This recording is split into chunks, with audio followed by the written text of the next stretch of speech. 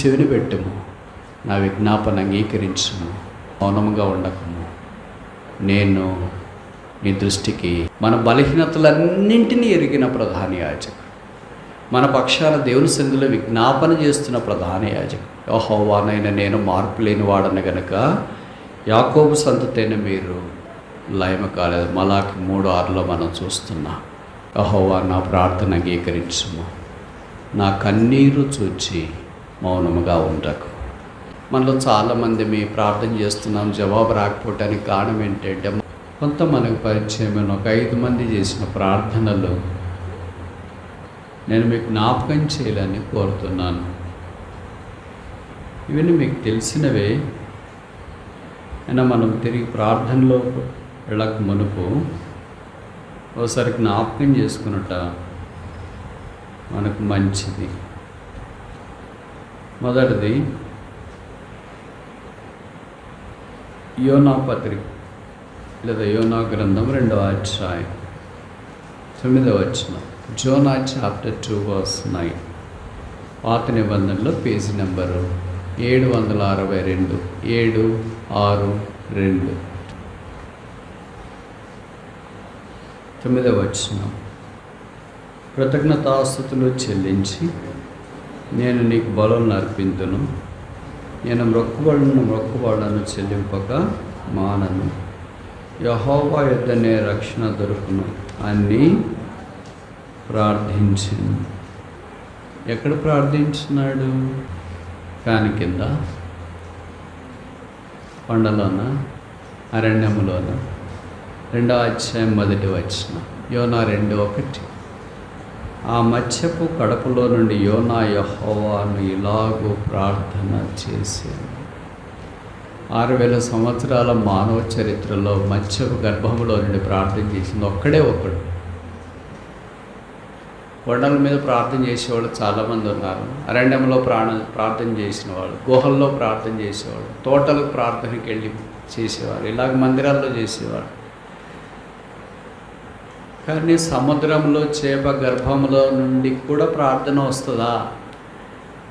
మనకి ఏదైనా కష్టతరమైన పరిస్థితులు వచ్చినప్పుడు ప్రార్థన చేయటానికి మనసు రాదు. ఇప్పుడేం ప్రార్థన చేస్తాంలే, ప్రార్థన చేసి వీటికి తెల్లారింది. ప్రార్థన చేసిన వాళ్ళు ఆటికే ఉన్నారు, చేయని వాళ్ళకు కూడా ఆటికే ఉన్నారు కదా. చేసి ఇక్కడ దాకా రావడం ఎందుకు అని అనుకునే పరిస్థితి ఉంటుంది. యోనా పరిస్థితి మనకు బాగా తెలుసు. యోనా అంటే పావురము అని అర్థం. ప్రభు ఆయన అలాగూ పావురం వలె, ఒక సంఘం వలె నిష్కళమైన ప్రవక్తగా ఉండేటి కొరకు ఆయన పిలిచినాడు. వాళ్ళ నాన్న పేరు కూడా మొదటి అధ్యాయంలో రాసినారు, అమత్తయ్య కుమారుడైన యోనా. అమత్తయ్య అంటే సబ్మిసివ్, ఒబీడియంట్ అని అర్థం.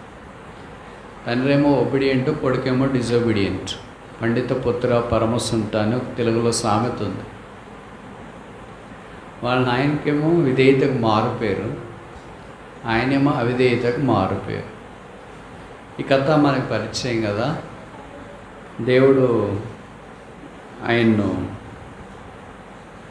నినివేకు బయలుదేరమంటే ఆయన తార్షీషుకు పారిపోయి దేవుని సన్నిధిలో నుండి, తర్వాత ఉపద్రవము అంటే తుఫాను కలుగుట, ఓడలో ఉన్నవారు ఆయన్ని సముద్రంలో వేయుట, దేవుడు ఒక మత్స్యాన్ని సిద్ధపరచుట, అది వచ్చి ఆయన మృంగుట.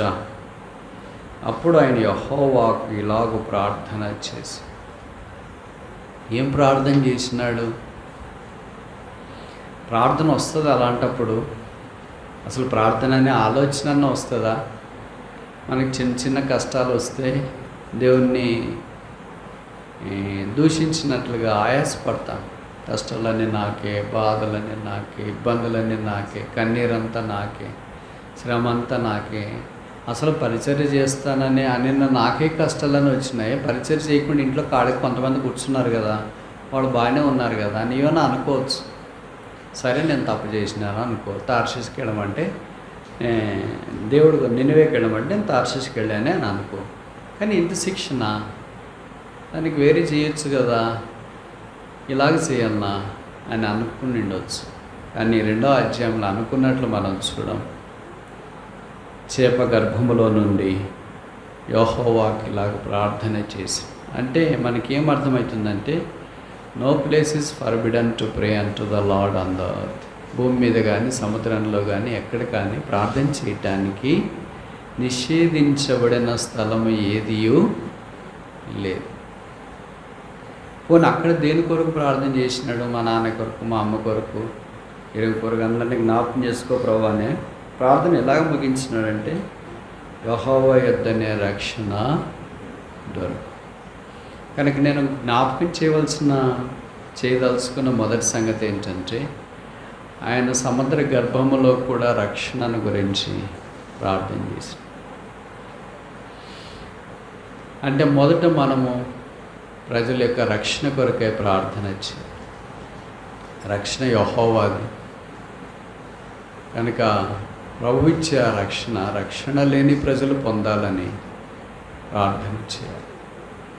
రక్షణ విలువ బయట ఉండే వాళ్ళకి తెలియదేమో కానీ ఎవరికి తెలిసింది? సముద్ర గర్భంలో ఉన్న ఆయనకు తెలిసింది. ఎవరికి తెలిసింది? మత్స్యం కడుపులో ఉన్న, అంటే మరణానికి సమీపంగా ఉన్న వారికి రక్షణ విలువ తెలిసినంతగా మరణం అంటే పరిచయం లేని వారికి, దూరంగా ఉన్న వారికి రక్షణ విలువ తెలియదు. అందుకని యోనా మనకి ఏ జ్ఞాపకం చేస్తున్నాడంటే ప్రే for the salvation of the people. ప్రజల రక్షణ కొరకై మన కుటుంబాల్లో, మన స్థానిక సంఘాల్లో, మనకు పరిచయమైన ఉద్యోగ స్థలాల్లో, ఇరుగు పొరుగు ఏ స్థలాల్లో మనకు తెలుసు వారి రక్షణ లేని వారి రక్షణ కొరకై ప్రార్థన చేయాలని యోనా జ్ఞాపకం చేస్తుంది.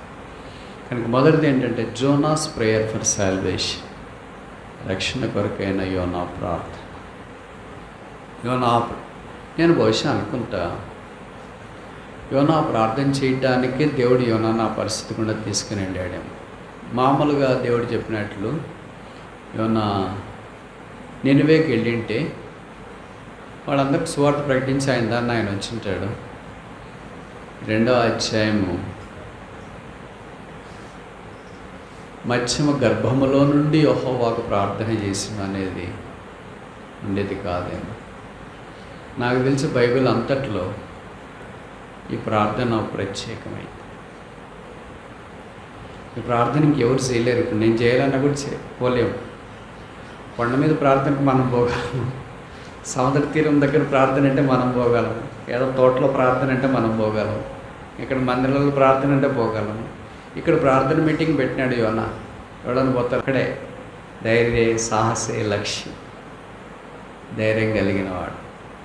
నేను కూడా అక్కడికి వెళ్తున్నాను. ఆయన వెళ్ళి అక్కడ ప్రార్థన చేసి, కనుక రక్షణ కొరకే ప్రార్థన చేయగలిగిన వారు ఆ మరణము యొక్క అంచుల దాకా వెళ్ళిన వారికి దాని బాధ వేదన తెలుస్తుంది. మనం అలాగూ దైవ సాన్నిధ్యంలో మన ఇరుగు పొరుగు వారి రక్షణ లేని వారి రక్షణ పొందినట్లుగా ప్రార్థన చేయాలని కోరబడుతుంది. యెహోవా నా ప్రార్థన ఆలకించు, నా కన్నీళ్లు చూచి మౌనముగా ఉండకు. రెండవది ఆదికాండం 18వ అధ్యాయం. ఆదికాండం 18వ అధ్యాయం.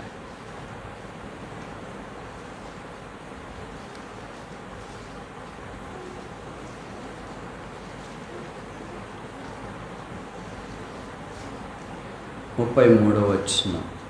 Genesis chapter 18 verse 33. ఆదికాండం 18:33. యెహోవా అబ్రహాముతో మాట్లాడుట చాలించి వెళ్ళిపోయాను. అబ్రహాము తన ఇంటికి. మామూలుగా మన ప్రార్థన అంటే దేవునితో మాట్లాడట అని పెద్దవాళ్ళు చెప్పేది మనం వింటాం. ఆ నిర్వచనానికి ఈ 18వ అధ్యాయంలోని విజ్ఞాపన ప్రార్థన అతికినట్లుగా సరిపోతుంది. అంతకుముందు అబ్రహాం కూడా ఏం చేశాడు? 32వ వచనం. అతడు ప్రభు కోపపడని ఎడల నేను ఇంకొక మారు ఏం చేస్తా అబ్రహాం ఏం చేశాడు? అబ్రహాము ఏం చేశాడు? మాట్లాడాడు. దేవుడు ఏం చేశాడు? ఇందాక చదివాం కదా, మాటలాడాను. కనుక ప్రార్థన అనంటే మనకిచ్చిన నిర్వచనానికి ఇది నిలువెత్తటి సాదృశ్యంగా కనిపిస్తుంది. మనుష్యుడు, భూమి మీద ఉన్న మనుష్యుడు పరమందున్న దేవునితో మాట్లాడట, పరమందున్న దేవుడు భూమి మీద ఉన్న మనుషునితో మాటలాడుట. మనకిది పరిచయం కదా. ఈ 18వ అధ్యాయంలో అబ్రహాము సొదొమ గొమొర్రా కొరకు చేసిన ప్రార్థన మొర గొప్పది. ఎందుకంటే వాళ్ళ పాపం కూడా గొప్పది. Great sin demands great prayer. Great sin demands great prayer. వాళ్ళ పాపం గొప్పది కనుక గొప్పగానే ప్రార్థన చేసిన. విచిత్రం ఏమో తెలుసా, ఆ పట్టణంలో లేని అబ్రహాము ఆ పట్టణాల కొరకు ప్రార్థన చేసినాడు. ఆ పట్టణంలో ఉన్న మన బ్రదరు, స్నేహితుడు పేరు లోతు, దాని కొరకు ఆయన ప్రార్థన చేసినట్లు బైబిల్లో లేదు. కనుక ప్రార్థన, ఆయన నీతిమంతుడే, బైబిల్లో రాయబడింది. ఆయన ప్రార్థన చేయలేనంత నీతిమంతుడా? ప్రార్థన భారము లేనంత నీతిమంతులా? మన సంఘంలో కూడా కొంతమంది విశ్వాసులు అలాంటి వాళ్ళు ఉంటారు. వాళ్ళు నీతిమంతుల, రక్షణ పొందినారు, బాప్తిసం తీసుకున్నారు, సంఘానికి వస్తున్నారు, కానీ వాళ్ళు ఏం చేయలేరు, ఏమీ చేయలేరు, దేవునితో మాట్లాడలేరు, దేవుడు వారితో మాట్లాడలేడు. అంటే వాళ్ళకి కమ్యూనికేషన్ లేదు. ఏముంది? సాల్వేషన్ ఉంది. సాల్వేషన్ నుండి కూడా కమ్యూనికేషన్ లేకుండా ఉండే అవకాశం ఉంది. భార్య భర్తలు కూడా మాట్లాడిన వాళ్ళు ఉన్నారు, తండ్రి కొడుకులు కూడా మాట్లాడిన వాళ్ళు ఉన్నారు. వాళ్ళు మాట్లాడట్లేదని భార్య భర్తలు అని అనలేము. కుటుంబంలో పిల్లలు తల్లిదండ్రులు మాట్లాడట్లేదు కనుక వాళ్ళు పిల్లలు కాదు తల్లిదండ్రులు కాదు అని అనలేము. కానీ వాళ్ళకి కమ్యూనికేషన్ గ్యాప్ ఉంది. అలాగే లోతుకి దేవుడితో ఏముంది? మాట్లాడే అవకాశం ఉంది. ఆయన ఆ కమ్యూనికేషన్ గ్యాప్ ఉంది.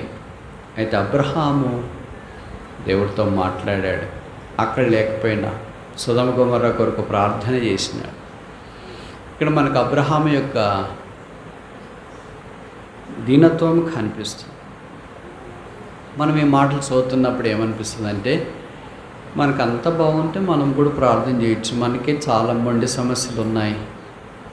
ఉద్యోగం లేదు, పెళ్ళి కాలేదు, పిల్లలు కాలేదు, ట్రాన్స్ఫర్ కాలేదు, మా అనారోగ్యంతో బాధపడుతున్నాం, ఆర్థిక ఇబ్బందులతో బాధపడుతున్నాం, చెప్పలేని సమస్యలతో బాధపడుతున్నాం. ఇంక మనం వేరే వారి కొరకు ఏం ప్రార్థన చేస్తాము అని అనుకుంటాం. అబ్రహాముకు కూడా మొండి సమస్య ఉంది. అప్పటికి ఇంకా కొడుకు పుట్టలేదు 18వ అధ్యాయానికి. విచిత్రం ఏమో తెలుసా, ఆయనకి పిల్లలు కావాలని చేసిన దానికంటే సొదొమ గొమొర్రాలో వారి రక్షణ కొరకై దేవుని ఉగ్రత వారి నుండి తప్పించబడాలని చేసిన ప్రార్థన, ఇది కొత్త నిబంధనలో పాత నిబంధనలో కూడా అసమానం. ఏ ఒక్క వ్యక్తి కూడా బైబిల్ చరిత్రలో ఇతరుల రక్షణ కొరకై ఇంత సుదీర్ఘంగా దేవునితో మాట్లాడినట్లు మనకు కనపడదు. His model prayer is an example for all of us to pray for the salvation of others who are nearby. Prayer of soul winning. ఆత్మల రక్షణ కొరకైన ప్రార్థన. ఆత్మలు సంపాదించుకోవాలి. ఈ భారము ఎవరుంటుందో వాళ్ళు దేవునితో టచ్లో ఉంటారు.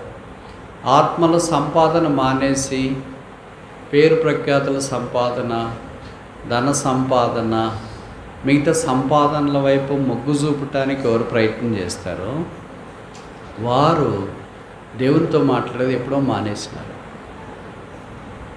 మనకి దేవునితో సరైన సంబంధం ఉందా లేదా అని తెలియచేయటానికి చాలా లిట్మస్ టెస్టులు ఉన్నాయి.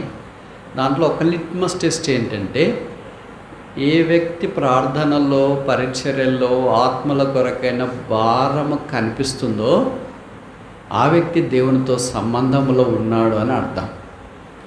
ఏ వ్యక్తి ప్రార్థనలో కానీ, ఆరాధనలో కానీ, పరిచర్యలో కానీ, జీవితంలో కానీ ఆత్మల కొరకైన భారం లేదో ఆ వ్యక్తి దేవునితో సంబంధం లేదు. విశ్వాసే కానీ దేవునితో సంబంధం లేదు. ఇప్పుడు మన ప్రార్థన పోకమురు మన సంగతి ఏంటి మరి? ఉందా లేదా దేవునితో సంబంధం? మనుషులతో మనకు పరిచయాలు ఉండొచ్చు, కానీ దేవునితో పరిచయం కాదు, సంబంధం, ఆత్మీయ బంధం, కలువరి బంధం, అన్నిటికీ మించిన నిబంధన బంధం. ఆ నిబంధన బంధం అనే శిలువ దగ్గరికి మనం వచ్చినప్పుడు శిలువ ద్వారా భారం మన హృదయంలోనికి పోయబడుతుంది. అప్పుడు ఇతరుల కొరకే మనం గోజార్థం, విజ్ఞాపన చేయడం సాధారణంగా కనిపిస్తుంది. అదే జరగకపోతే ఆత్మల కొరకిన భారం ఉండి చింత ఉండదు. ఎప్పుడు మనల గురించి ఆలోచన, ఏం తిందాం, ఏం కట్టుకుందాం, ఏం సంపాదిస్తాం, ఎక్కడ ఇల్లు తీస్తాం, ఎక్కడ ప్లాట్లు తీస్తాం, ఎక్కడ పొలాలు తీస్తాం. ఇవన్నీ తీయొద్దని నేను చెప్పట్లేదు. ఇవన్నీ మీకు ప్రభు సహాయం చేసే కొద్ది మీరు చేసుకోండి. అన్నిటికి మించి ఆత్మల్ని ఎలాగ సంపాదించుకోవాలా? అబ్రహాము తనకు సమస్యలున్నా, కుమారుడు పుట్టకపోయినా, మనుషులంతా లోకలై కాకులై మాట్లాడుతున్నా, తనలో సొదమ గొమొర్రా కొరకైన ఆశ, అక్రందన, ఆవేదన తగ్గిపోలేదు. అందుకని దేవునితో మాట్లాడటానికి ఆరంభంలో 50 మందితో ఆరంభించినాడు. 50 మంది ఉంటే కాపాడతావా అని. ఈయనేమనుకున్నాడంటే 50 మంది లేకుండా ఎలాగుంటారో అనుకున్నాడు. 50 మంది ఉంటే కాపాడుతానంటే, అయ్యో 50 మంది లేరా, మరి ఒక 5 మంది తగ్గినారా, 45 మంది ఉంటే సొదొమ గొమొర్రాను కాపాడుతావా, ఉంటారా అని అనుకున్నాడు. 45 కూడా లేరు. 40 మంది అయినా ఉంటే కాపాడుతావా, 40 మంది లేరు. 30 మంది పిల్లలు తండ్రితో తల్లితో కొన్నిసార్లు ఇలా బేరం ఆడుతుంటారు, మా 100 రూపాయలు ఇస్తావా అని. 100 లేదురమ్మా, 50 అని ఇస్తావమ్మా, 50 లేదు 20 అని ఇస్తావమ్మా. అలాగా సంబంధము తల్లిదండ్రులతో పిల్లలకున్న బంధం మాదిరి అబ్రహాం దేవుడితో, ప్రభు 30 మంది ఉంటే కాపాడవా, 20 మంది ఉంటే కాపాడవా. చివరికి దుమ్ము ధూళైన నేను ఒక్కసారి మాట్లాడతా, నువ్వు న్యాయం చేసి దేవుడవు కదా, సర్వలోకమునకు తీర్పు తీర్చు దేవుడా, న్యాయం చేయవాడా, 10 మంది ఉంటే కాపాడుతావా. బహుశా అబ్రహాము ఇక్కడికి ఎందుకు ఆగిపోయినాడంటే ఆయన అనుకుంటాడు ఏమని, 10 మంది ఉంటారులే, లోతు వాళ్ళ ఇంట్లోనే ఉన్నారు కదా సుమారుగా. లోతు, ఆయన, 2 కూతుర్లు, 4 అయిపోయారు. వాళ్ళ అల్లుళ్ళు 2 ఇంటి 6 మంది అయినారు. ఇంకొక 4 ఉండింటారు వాళ్ళ ఇంట్లో రక్షణ పొందిన వాళ్ళు, పనిచేసేవాళ్ళు. ఆయన సొదొమ గొమొర్రాకు బహుశా కార్పొరేటర్ మాదిరి, కమిషనర్ మాదిరి అనుకో. వాళ్ళ ఇంటికి వార్తాపత్రిక వేసైనా, పాలు అమ్మేవాళ్ళు, ఇంట్లో పనిచేసేవాళ్ళు, వాళ్ళ పశువులు చూసుకునేవాళ్ళు, వాళ్ళ బాధ్యతలన్నీ చూసుకునేవాళ్ళు, ఎవరో ఒకరు రక్షించబడినారు. 20 ఏళ్ళ నుండి సొదొమ గొమొర్రాలో లోతున్నాడు. 20 ఏళ్ళలో కనీసము సంవత్సరానికి 1-2 రక్షించమని 20 మంది రక్షించమంటారు అనుకుని ఉంటాడు. సంవత్సరానికి వద్ద 5 ఏళ్ళకి ఒకరు రక్షించబడినా 4 రక్షించబడి ఉంటారులే అనుకుంటారు. అలా కాకుండా 10 ఏళ్ళకి ఒకరు రక్షించబడి 20 ఏళ్ళకి 2 రక్షించబడి ఉంటారు కదా అనుకున్నారు. విచిత్రం ఏంటంటే ఆ ఊర్లో 10 మంది కూడా లేరు. ఆ తర్వాత జరిగింది ఏంటంటే, అబ్రహాము తన త్రోవను వెళ్ళిన దేవుడు అబ్రహాముతో మాట్లాడట చాలించి, వారిద్దరు మాట్లాడే దాకా సొదొమ గొమొర్రాకు భద్రత ఉంది. వారిద్దరూ మౌనంగా ఉంటే సొదొమ గొమొర్రాకు భద్రత లేదు. ఇది నాన్న దేవుని ప్రజలైన సంఘము కొండ మీద దేవునితో ఇలాగ ప్రార్థన చేసి గోజాడేంత దాకా లోకానికి భద్రత ఉంది. సొదొమ గొమొర్రా లాంటి ఈ సమాజానికి భద్రత ఉంది.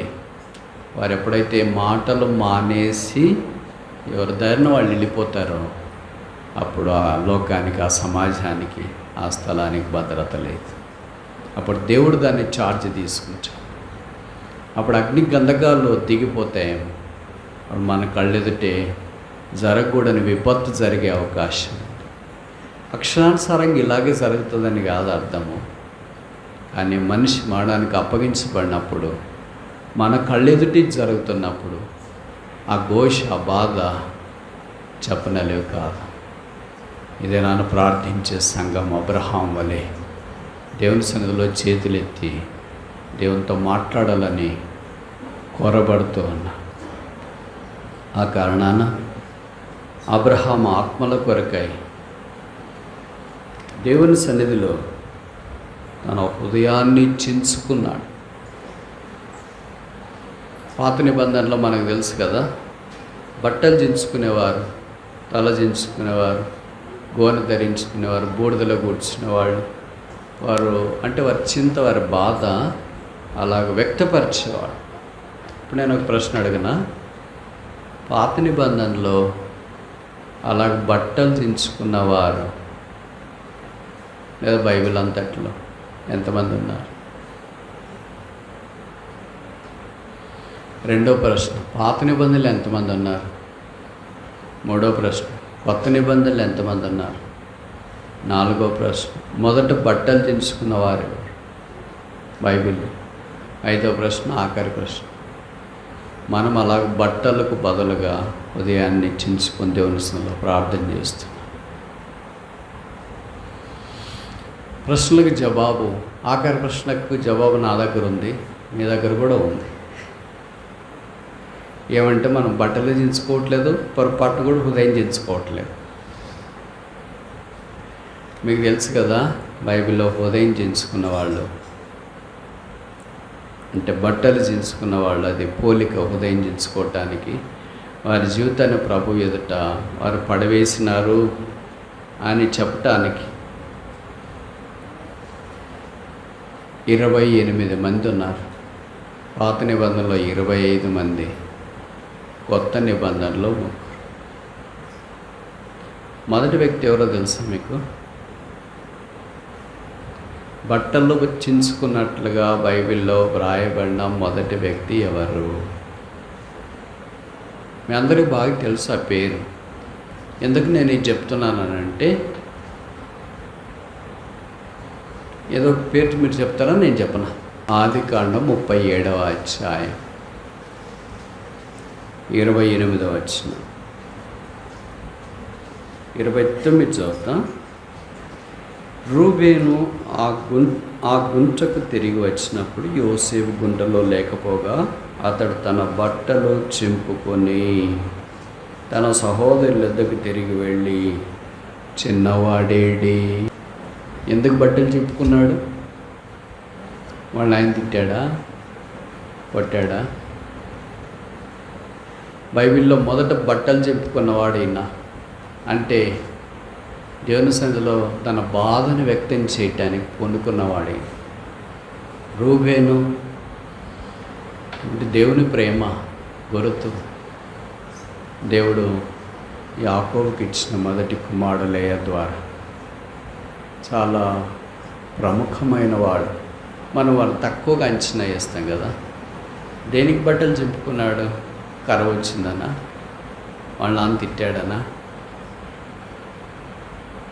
దేవుడు తనకిచ్చిన తన సహోదరుడు అంటే తోబుట్టోడు వాడు ఉన్న స్థలంలో లేడే.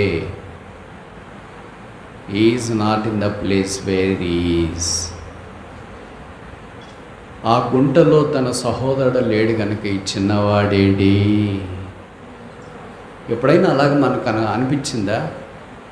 ఈ బ్రదర్ ఇక్కడ ఉండాలో లేడే, ఈ సిస్టర్ ఇక్కడ ఉండాలో లేదే, ఈ సేవకుడు ఇక్కడ ఉండాలో లేడే, ఈ విశ్వాసులు బాధ్యత గల సహోదరులు ఇక్కడ ఉండాలా లేరే, వీళ్ళు మందిరికి రావాలి కదా లేరే.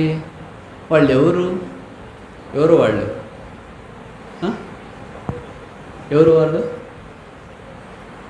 ఎవరు వాళ్ళు?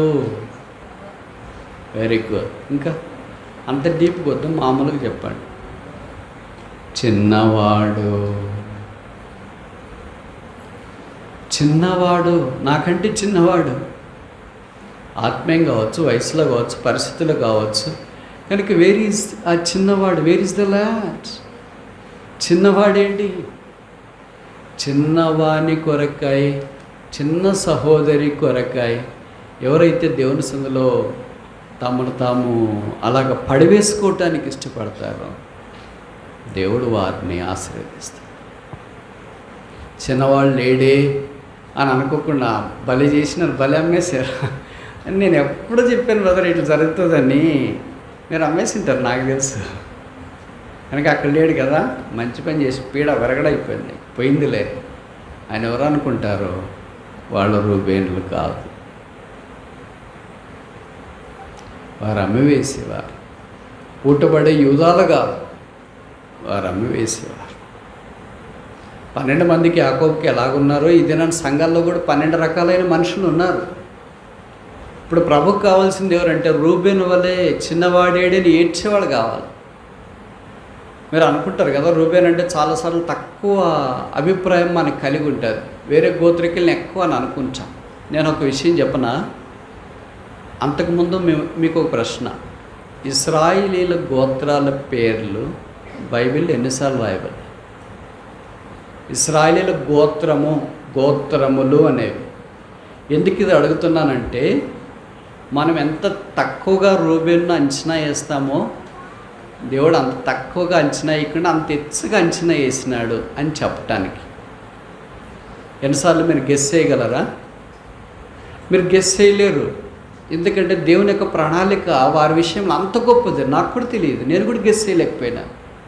బైబిల్ అంతట్లో 24 సార్లు 24 times ఇశ్రాయేలీల గోత్రాలు రాశారు. పాత నిబంధనలో 23 సార్లు రాశారు, 23 times. Do you imagine this? మనకేమనిపిస్తుంది? రూబేన్ అంటే మామూలు ఏదో యూదా గోత్రం అని రాసినాడంటే రాసిండొచ్చు యూదా గోత్రాన్ని గురించి. లేవీల్ది రాసిన లేవీల్ది గురించి రాసిండొచ్చు అని అనుకుంటాం.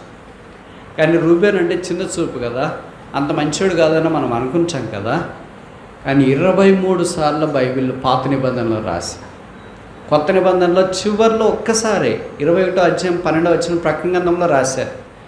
ఆ నూతన యెరూషలేము అనే పట్టణానికి పునాదులు ఇశ్రాయేలీల గోత్రాలు.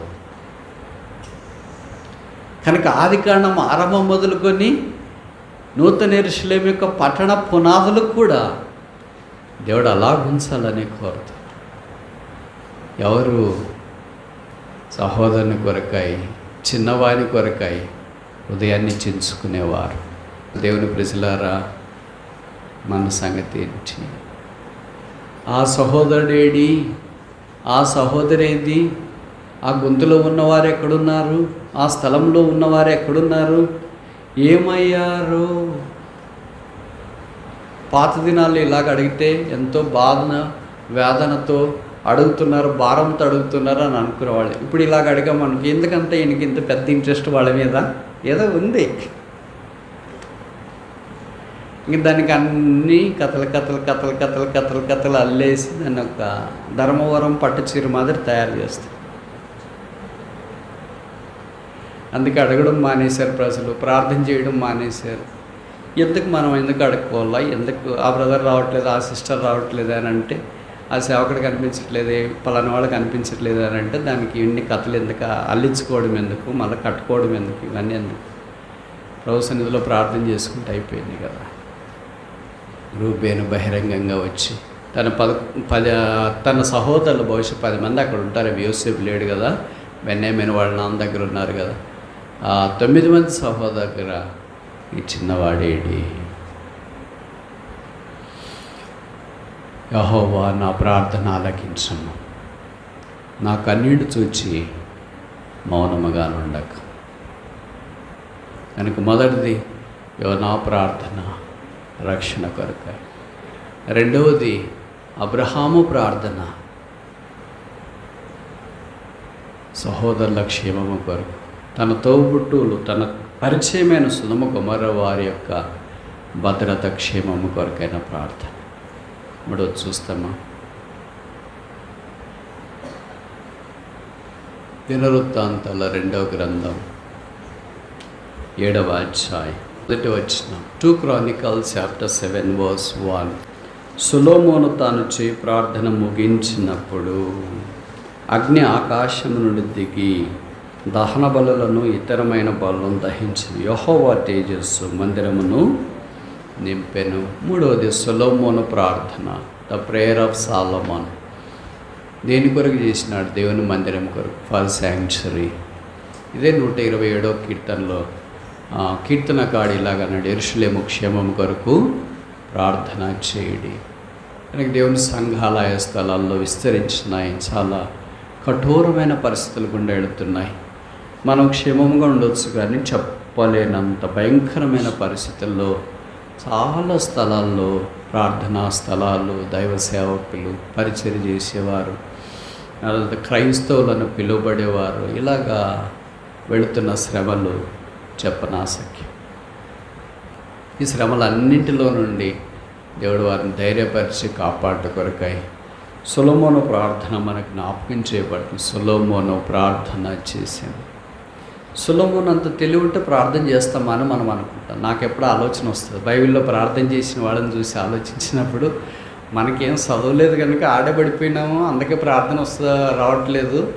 వీళ్ళు ఇంత చదువుకున్నవాడు, 6000 సంవత్సరాల మానవ చరిత్రలో మహాజ్ఞాని, బైబిల్లో పాత నిబంధనలో 3 పుస్తకాలు రాసిన వాడు, తర్వాత 40 సంవత్సరాలు ఇశ్రాయేల్ని పరిపాలించిన వాడు, నెమ్మదిగా దావీదు లాంటి తండ్రిని కలిగిన వాడు. బ్యాక్గ్రౌండ్ కూడా చాలా స్ట్రాంగ్ బ్యాక్గ్రౌండ్. అందములో, ఆదిత్యంలో, జ్ఞానంలో, ఆత్మీయతలో అన్నింటిలో ఆయన గొప్పవాడు. రాణులు క్యూ కట్టారు ఆయన జ్ఞానం పరిశీలించడానికి. రాజులు తెరటికల వలె వచ్చినారు ఆయన రాజ్యాన్ని చూడటానికి. అలాంటి రాజు ఏంటి ప్రార్థన చేయడం ఏంటి? రాజులకు రాజు దగ్గరికి వచ్చినప్పుడు ఈ రాజు కినడని గుర్తించినాడు.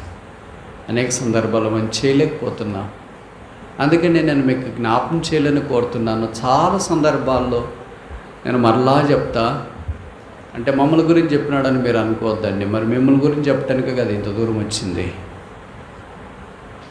వేరే వాళ్ళని గురించి చెప్పడానికి ఇంత దూరం రావాల్సిన పని లేదు కదా, అక్కడికి వెళ్ళవచ్చు. కనుక మీకు నచ్చితే ప్రభు మాట్లాడితే సరి చేసుకోండి, లేకపోతే మీ ఇష్టం. అర్థమైందా? ప్రార్థనలో కొన్ని ప్రాథమికమైన విషయాలు ఉంటాయి. మీ శరీరం సహకరించగలదు, మీరు మోకరించవచ్చు. సహకరించినా కూడా మోకరించకపోతే దేవుడు చేయాల్సింది దేవుడు చేస్తాడు. సరేనా? రెండవది, ప్రార్థన అన్న తర్వాత ఇక వేరే వ్యాపకాలు ఏం పెట్టుకోకూడదు. కళ్ళు తెరిచి ఎవరు పోతున్నారు చూసేది, ఇట్లా బైబిల్ తిప్పేది, ఇక్కడ మొబైల్ చూసేది. మీరు నిజంగా విఐపీలు ఎంఐపీలు అంటే వెనక కూర్చొని అట్లాంటివన్నీ చేయొచ్చు. నాకు తెలిసి విఐపీలు ఎంఐపీలు మన మందిరాలకు రారు అనుకుంటా. అంత సామాన్యమైన ప్రజలు వస్తారు. కనుక ప్రార్థన దేవుడితో మాట్లాడేది ఒక భక్తి వైరాగ్యము. భక్తి లేదే ప్రార్థన అంటే, ఆరాధన అంటే నేను చాలా స్థలాల్లో చూసి కళ తెరుచుకొని చూసుకుంటుంటారు. బాగా పరిచయం ఉన్నవాళ్ళు, గొప్పోళ్ళు, వాక్యం చెప్పేవాళ్ళు, అన్ని విషయాల్లో యాక్టివ్గా పాలు పొందేవాళ్ళు అర్ధగంట మోకరించలేరా? అర్ధగంట కళ్ళు మూసుకోలేరా? అర్ధగంట దైవ సాన్నిధ్యంలో అటు ఇటు చూడకుండా ఉండలేరా? ఈ బేసిక్ ఇవి. అందుకే మన ప్రార్థనకి జవాబు రావట్లేదేమో. ప్రార్థన చేస్తున్నాం నెల వెంబడి నెల, ప్రతి 2వ శనివారం జిల్లా ఉపవాస కూడికలను వస్తున్నాం, కానీ కార్యం జరగట్లేదు. ఉప ప్లస్ వాసము అంటే కలిసి ఉండుట. వన ప్లస్ వాసము అంటాం కదా, వనవాసము అంటే వనంలో పోయి వాసం చేసేది, నివసించేది అని. ఉపవాసం అంటే దేవుడితో మనం కలిసి ఉండేది. దీన్ని మనము ఉపవాసం అని, మీరు భోజనం చేయకుండా ఉండడం మంచిది, మీ శరీరం సహకరిస్తే ఇంకా లిక్విడ్స్ అంటే అవి తీసుకోకుండా ఉన్నది మంచిది, మీరు ఎట్లున్నా అది మీ ఇష్టం. కానీ ఇక్కడ విషయం ఏంటంటే కొంతమందికి భక్తి ఎలాగుంటుందంటే, ఇక్కడ భోజనము మానేస్తారు, చేయరు ఉపవాసము, కానీ వాక్యం దగ్గర ప్రార్థన దగ్గర లేకుండా దేశమంతా తిరిగేసి వస్తారు. రైతు బజారుకి పోయింటారు. అది ఉపవాసం కాదు. అర్థమవుతుంది నేను చెప్పే మాటలు. అంటే అది చేయడం తప్పని చెప్పట్లేదు, మన పని మనం చేసుకోవాల్సిందే. కానీ పని నుండి కూడా ఊరికే ఉపవాసం అంటే, ఉపవాసం అనేది ఏంటంటే, ఇప్పుడు మీకు ఎవరైనా మీ ఇంట్లో పెళ్లి కార్యక్రమం పెట్టుకున్నారు అనుకోండి, సమయానికి 9 గంటలకు టిఫిన్ తినేవాళ్ళు, 2 గంటలకు భోజనం తినేవాళ్ళు, రాత్రి 9 గంటలకు భోజనం తినేవాళ్ళు ఉంటారా?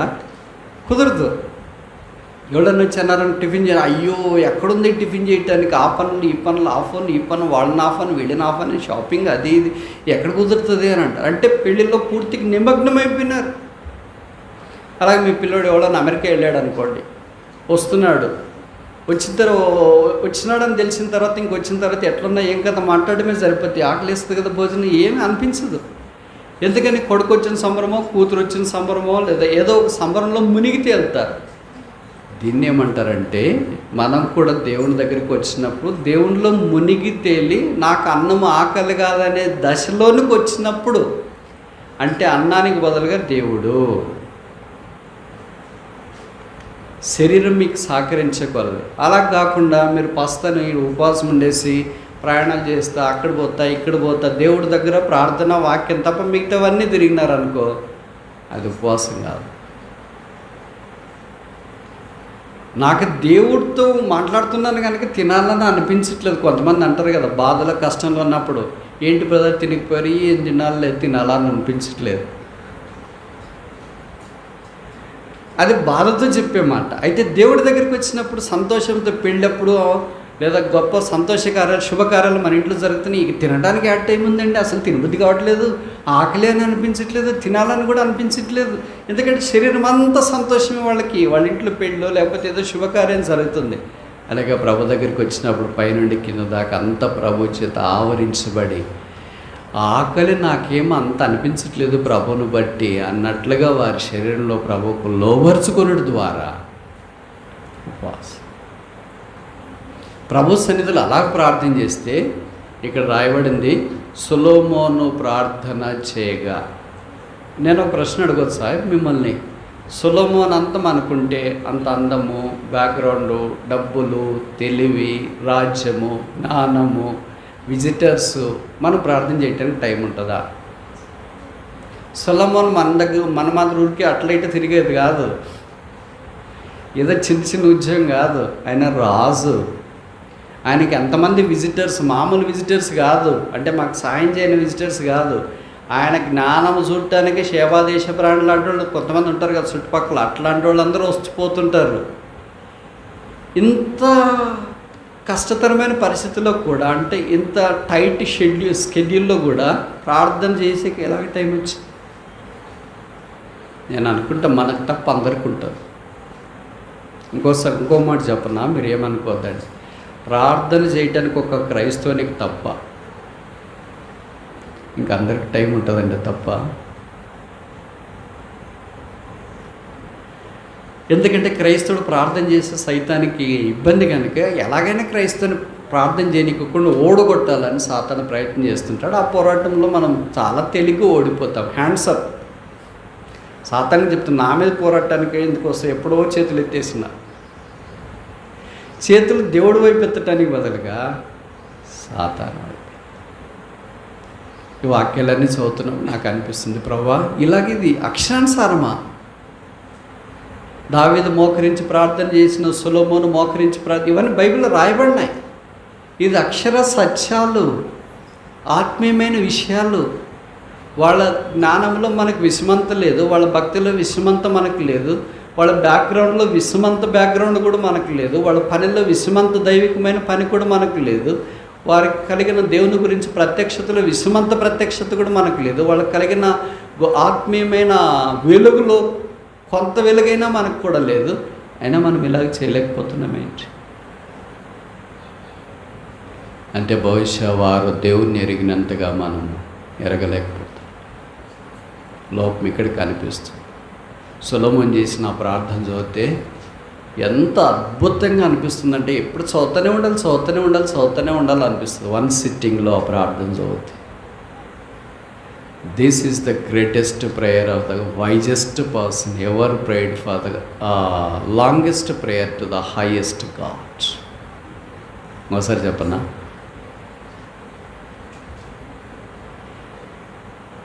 దిస్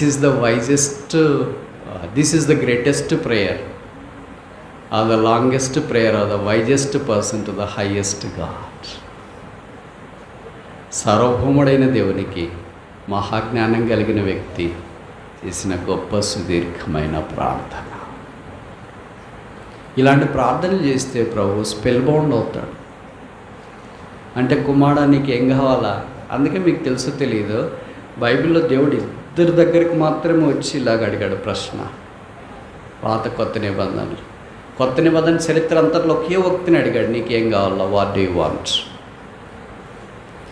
మనం ప్రార్థన చేస్తామనుకో, ప్రభు మన దగ్గరికి వచ్చి నీకేం కావాలని అడగడా? అడగడా? ఏం చెప్పరు? సేమ్ టు సేమా? అడగడా? అడగడు. మన సంగతి ఆయనకి బాగా తెలుసు కదా. సొలొమోను దగ్గరికి దేవుడు వచ్చినాడు. సొలొమోను బలులు అర్పించేది అయిపోయిన వెంటనే, సొలొమోను నీకేం కావాలా? పాత నిబంధన అంతట్లో ఒక్క మనిషిని మాత్రమే దేవుడు ఇలాగ అడిగాడు, నీకేం కావాలా? వేరెవరిని అడగలేదు. సొలొమోను ప్రార్థన దేవుని హృదయాన్ని అలాగ తాకింది. మనం కూడా అలాగ ప్రార్థన చేయగలిగితే ఎంత బాగుంటుంది. ఎంత ఓడిపోయాం ప్రార్థనలో. 4వది చూస్తామా? సమయం అయిపోవటానికి వచ్చింది. 39వ కీర్తన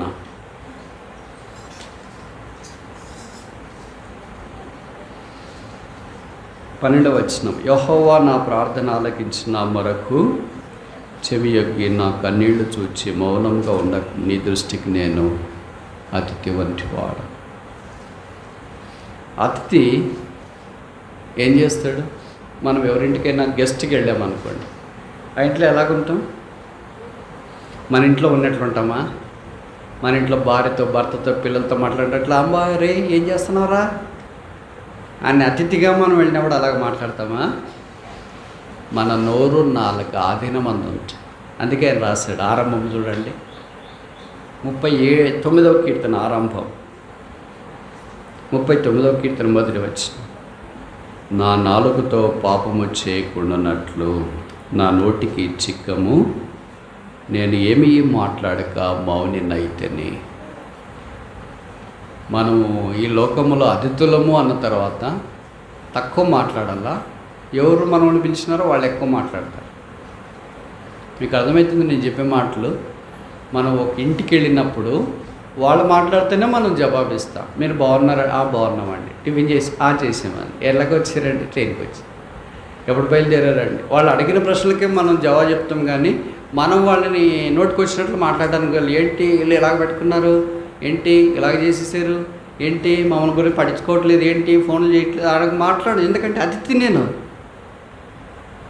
అతిథికి కొన్ని మర్యాదలు ఉంటాయి కదా. తెలుగులో ఒక సామెత ఉంది కదా, అతిథి దేవో భవ. నేను ఈ భూమి మీద దైవ సన్నిధిలో నేను ఒక అతిథి. 15వ కీర్తన మొదటి వచనంలో కూడా అదే రాస్తాడు. Who shall guest in thy house, యెహోవా నీ గుడారములో అతిథిగా ఉండదగిన వాడేవాడు. ఈయనకి ఆ పదం బాగా పరిచయం అనుకుంటా దావీదుకి. ఎంతోమంది అతిథులను స్వీకరించినాడేమో, వారికి ఆతిథ్యం చేసినాడేమో, కానీ అతిథిగా ఉండదగిన వాడేవాడు. అందుకే మనం ప్రార్థన చేస్తున్నప్పుడు మన నోరు, మన నాలుక, 39వ కీర్తన అంతా అవే రాశాడు. నోరు, నాలుక, కళ్ళెం పెట్టుకున్నట్ట ఇలాగంతా నేను చేస్తూ వచ్చినప్పుడు అప్పుడు నా ప్రార్థన వేసినది వస్తుంది. మనలో చాలామంది మీ ప్రార్థన చేస్తున్నాం, జవాబు రాకపోవటానికి కారణం ఏంటంటే మన నోరు సరిగ్గా లేదు, మన నాలుక సరిగ్గా లేదు, మనం కళ్ళెం పెట్టుకోవట్లేదు. వేరెవరి మాటల కంటే మనమే ఎక్కువ మాట్లాడాలని అనుకుంటాం. మంచి మాట్లాడితే పర్వాలేదు, ఉపయోగకరమైన మాట్లాడితే పర్వాలేదు, వ్రాయవాని కలం వలె నోరు నాలుక ప్రవహిస్తే పర్లేదు. కానీ నష్టం కలిగించేటట్లుగా, కీడు కలిగించేటట్లుగా. అందుకే యాకోబు నాలుకను గురించి, నోరును గురించి అన్నాడు కదా, అది అగ్ని లాంటిది. కనుక 39వ కీర్తనలో దావీదు ప్రార్థన మనకి జ్ఞాపకం చేస్తుందంటే సర్వీస్, సేవ, ప్రభు గుడారంలో మనం అతిథిగా ఉండి ఆయన సేవించాలండి. సేవకుడి మాటలు తక్కువ ఉంటాయి, ఎవరి మాటలు ఎక్కువ ఉంటాయి? యజమానుని మాటలు ఎక్కువ ఉంటాయి. మనం ఒక ఇంట్లో పని చేస్తున్నాం అనుకోండి, ఒక కలెక్టర్ దగ్గర, కలెక్టర్ ఎక్కువ మాట్లాడుతున్నా మనం ఎక్కువ మాట్లాడతాం. ఎవరు ఎక్కువ మాట్లాడతారు? ఒక ఎమ్మెల్యే గారి ఇంట్లో పని చేస్తున్నాం, ఎమ్మెల్యే గారు ఎక్కువ మాట్లాడతాం, మనం ఎక్కువ మాట్లాడతాం. ఎవరు ఎక్కువ మాట్లాడతారు? మన యజమానులు ఎక్కువ మాట్లాడతారు, మన పైన బాసులు ఎక్కువ మాట్లాడతారు, మనం చాలా తక్కువ మాట్లాడతాం.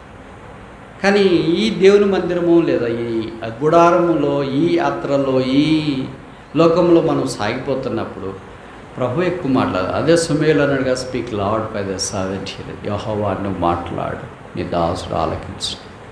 మనమేమంటామండి, ప్రభు నువ్వు మాట్లాడేటట్లు లేవు. Hear Lord for thy servant speaketh. యెహోవా విను, నీ దాసుడు మాట్లాడుతున్నాడు. 4, 5 చూసి ముగిస్తామా? 17వ అధ్యాయం యోహాను సువార్త 17వ. John chapter 17 verse 17. యోహాను 17. John chapter 17 verse 17.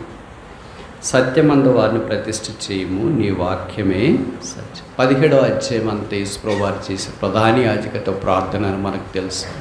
The greatest prayer of the highest high priest. ప్రధాన యాజకుడైన యేసుప్రభువు వారు చేసిన అద్భుతమైన ప్రార్థన 17వ అధ్యాయం గ్రంథస్థం చేయబడి, ఆయన శిష్యుల కొరకు చేసిన ప్రార్థనలో ఒక మాట, వారిని ప్రతిష్ఠించము, sanctify them, pray for the sanctification. వారు పరిశుద్ధంగా జీవించాలని, ప్రతిష్ఠకరమైన వారుగా జీవించాలని ప్రార్థన చేయండి. అంటే అర్థమేంటి? ప్రభుకు వాడబడేవారుగా, లోకానికి కాదు. ప్రభు కార్యాల కొరకే వాడబడేవారిగా, లోక కార్యాల కొరకు కాదు. యెహోవా నా ప్రార్థన అంగీకరించుము, నా కన్నీరు చూచి మౌనముగా ఉండకు. ఇప్పుడు మనము 5 రకాలైన ప్రార్థనలు చూసినాం. మొదటిది జోనాస్ ప్రేయర్, యోనా ప్రార్థన, సాల్వేషన్, రక్షణ. రెండవది అబ్రహామ్స్ ప్రేయర్, అబ్రహాం ప్రార్థన, సోల్ విన్నింగ్, ఆత్మల రక్షణ, ఇచ్చిన వాడేడి. మూడవది సొలొమోన్స్ ప్రేయర్, సొలొమోను ప్రార్థన, prayer for the sanctuary.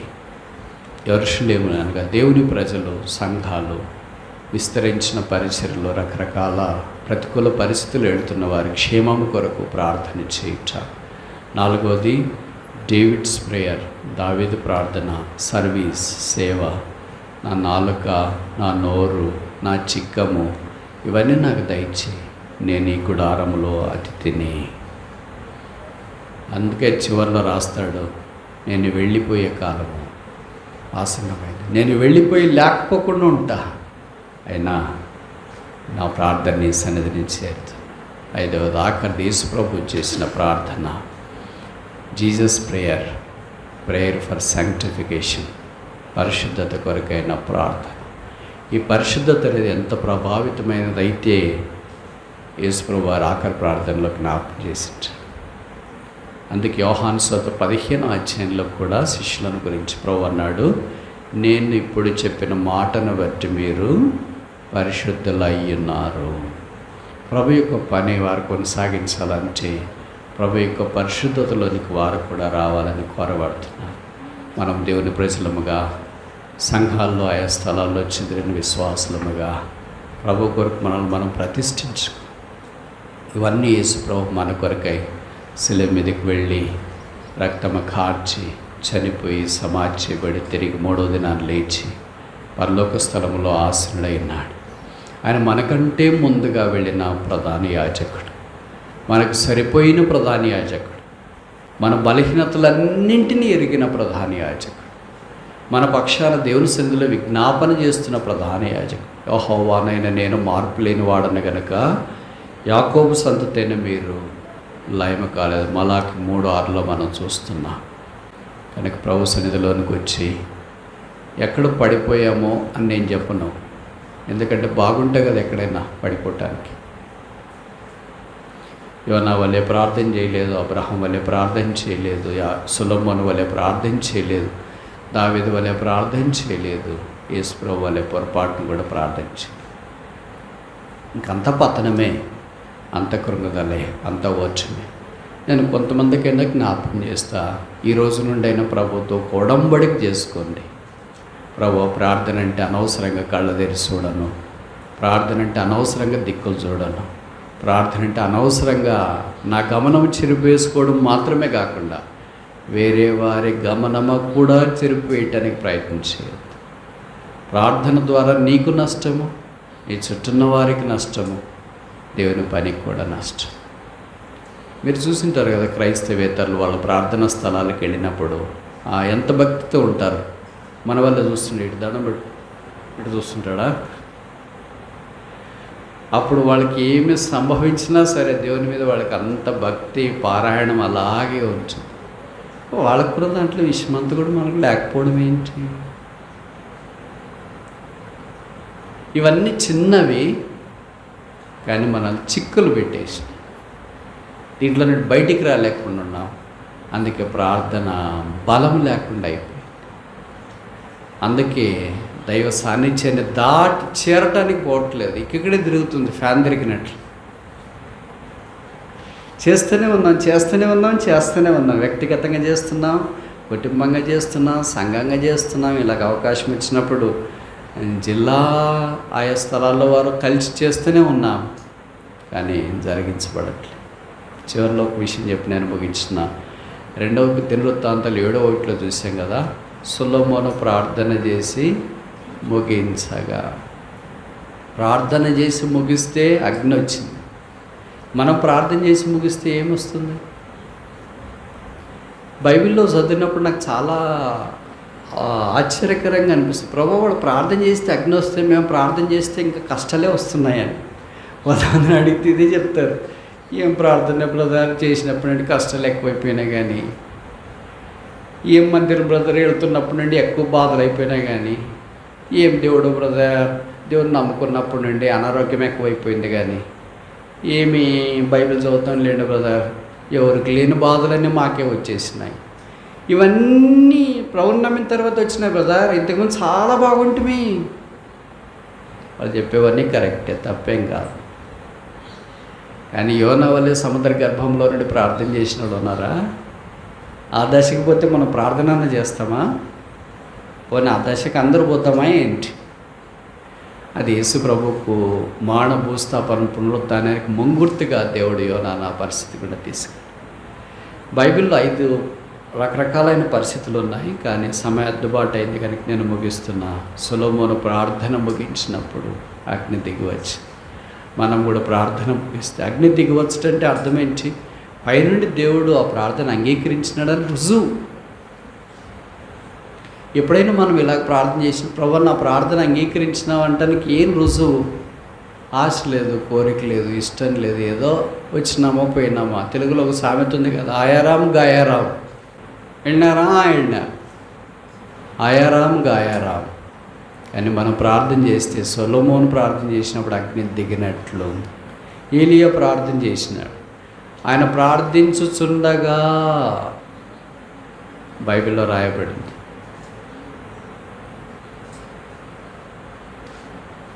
Hannah ప్రార్థన చేసింది. ప్రార్థన చేసి ఇంటికి వెళ్ళిన తర్వాత దేవుడు ఆమెను దర్శించి, అపోస్తలుల గారు 12వ అధ్యాయంలో సంఘం అయితే అత్యాసక్తితో ప్రార్థన చేస్తుండగా పేతురు వచ్చి, కొంతమంది ప్రార్థన చేస్తుండగా జరిగింది, ప్రార్థన అయిపోయిన తర్వాత జరిగింది, ప్రార్థన అయిపోయిన కొంతకాలానికి జరిగింది, ప్రార్థన ఆరంభించినప్పుడు కొంత జరిగింది. ఇలా బైబిల్లో రకరకాల సంగతులు ఉన్నాయి. మన సంగతి ఏంటి? ప్రార్థన చేస్తున్నప్పుడు జరుగుతుందా? ప్రార్థన ముగించినప్పుడు జరుగుతుందా? లేదా ప్రార్థన అయిపోయిన తర్వాత జరుగుతుందా? ప్రార్థన అయిపోయిన కొంతకాలానికైనా జరుగుతుందా? అసలు ప్రార్థనకి మనకేం సంబంధం లేదా? కానీ ప్రభు సన్నిధిలోకి వచ్చి శిలువ రక్తం చేత కడగబడి, ప్రభు అనేక సార్లు ప్రార్థించినాను కానీ నా ప్రార్థన ముగిసింది, కానీ అగ్ని దిగి రాలేదు. పైనుండి పైపెచ్చు కింద నుండి బూడిద వచ్చింది. ప్రార్థన ముగించబడింది, పైనుండి మహిమ వచ్చింది సొలొమోను చేస్తే. నేను ప్రార్థన ముగించినాను, కానీ పైనుండి మహిమ రాలేదు, కానీ కింద నుండి కానిది కలిగింది. బైబిల్లో ప్రార్థనలకు, నా ప్రార్థనలకు ఎంత వ్యత్యాసం ఉంది. ఈ శిలువ దగ్గరికి వస్తున్న రక్తం చేత నన్ను కడిగి పరిశుద్ధపరచు. యెహోవా, నా ప్రార్థన ఆలకించుము, నా మొర్ని చెవిని పెట్టుము, నా విజ్ఞాపన అంగీకరించుము, నా కన్నీరు చూచి మౌనముగా ఉండకము. నేను నీ దృష్టికి అతిథి వంటి వాడను.